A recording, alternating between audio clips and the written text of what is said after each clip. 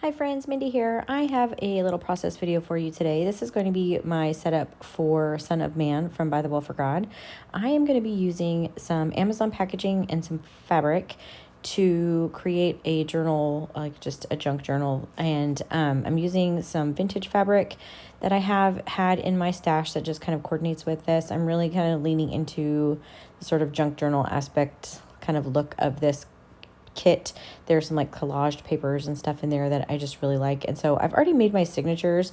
I did that off camera just because it's just, folding some paper. I have a mix of coffee dyed and other things. I'll show you kind of a flip through of those papers at the end. But I am using this packaging from Amazon that has like a squishy, crumply, it just has a good sound to it if you like that sort of thing, which I happen to. And I happen to get a sewing machine for Christmas. And so I'm going to try my hand at this cover that I have in my mind.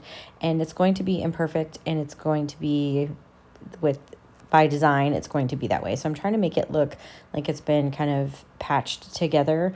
So what I'm doing is I'm starting with this kind of base fabric that I'm just going to glue really roughly to this packaging, just really to kind of hold it down while I'm working. I'm also being very careful to not make big clumps of glue. I'm not running glue all the way to the edges. I'm just doing enough to really hold down this kind of canvas piece that I'm going to start with.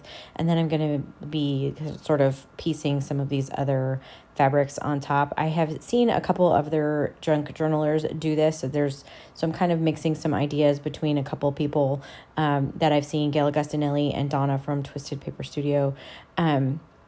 So I wanted to try this, and I am not a seamstress. I don't know anything about sewing, but I'm trying to learn, and I've been dying to have a sewing machine. If you've seen my channel before, I had that little like desktop one, and it was kind of finicky. It worked, but it was kind of finicky, and it wouldn't do what I really wanted it to do in terms of something like this. So I'm going to try my hand at this. So I have this scrap of this dark purple fabric that actually goes really well with this kit. And then in my stash, I had this embroidered piece that actually was from my A House of Books subscription 1 months back. It was actually on white fabric, but I just coffee dyed it. I just sprayed some coffee on it, let it dry, and so that way it just matches this more. And then this was another scrap fabric from A House of Books. I'm just kind of piecing them together, and I have my base piece back there is obviously bigger than my packaging, which is already cut down to size. So I'm just going to kind of tuck it under so I know exactly like the space that I'm working with. And I'm just going to kind of arrange these fabric pieces on here. And then I'm going to stitch them together on my sewing machine. I'm going to do that off camera because the way my camera is set up, you couldn't see it anyway, just overhead. So, and also I have no idea what I'm doing, with my sewing machine. So I'm just kind of learning on the go, but it's a lot of fun. I'm actually really excited about how this turned out. And like I said, it's perfectly imperfect, and that's kind of how I wanted it. And I want all the frayed edges and all of those things on this little journal. I want it to look like just an old vintage piece. And so I'm fraying some of the edges of this fabric. I have it kind of trimmed down, just sort of getting everything the way that I want it. And then I was going to glue this down, but then I realized I would be running my sewing machine through, and I didn't want to get it, take the chance of it going through the adhesive. So off camera, I'm going to sew all of that together, and then I'll also sew the backing, the inside fabric on. I didn't want the stitching from going around each of these individual pieces to show up. So I did the cover first, and then I did the inside, if that makes sense. So it just seemed to make the most sense for how to do it. And then I went around the entire piece, and then trimmed off all of the excess fabric so that everything was even. And then this is what it looks like when it's finished. And like I said, it ended up a little bit crooked. It's not exactly perfect, but it has this really great crinkle to it because of the Amazon packaging. And I'm actually really excited about it. So I decided to do kind of a smaller journal this month in terms of size. So I increased the number of pages that I'm going to be using because I have a feeling I'm going to be taking a lot of notes for this particular devotional. So I do have 2 signatures, and I'm going to try to sort of center them. This is a little bit trickier in a soft cover spine.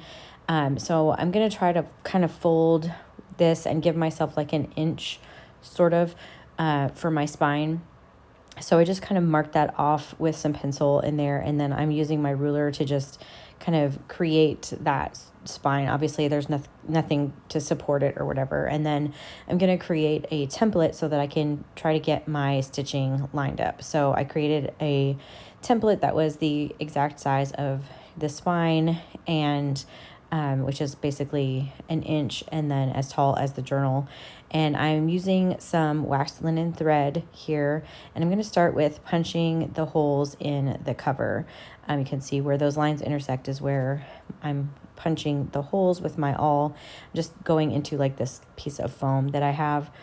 And that's just going to make the sewing part a little bit easier. And then I'm going to take the signature in that same template, and I marked where the top of each of the signatures needed to be so that I would make sure that those were lined up as well. You can kind of see that line on there. And then I'm going to use my book cradle. I got this from, I think it's Crafty Cat USA on Etsy.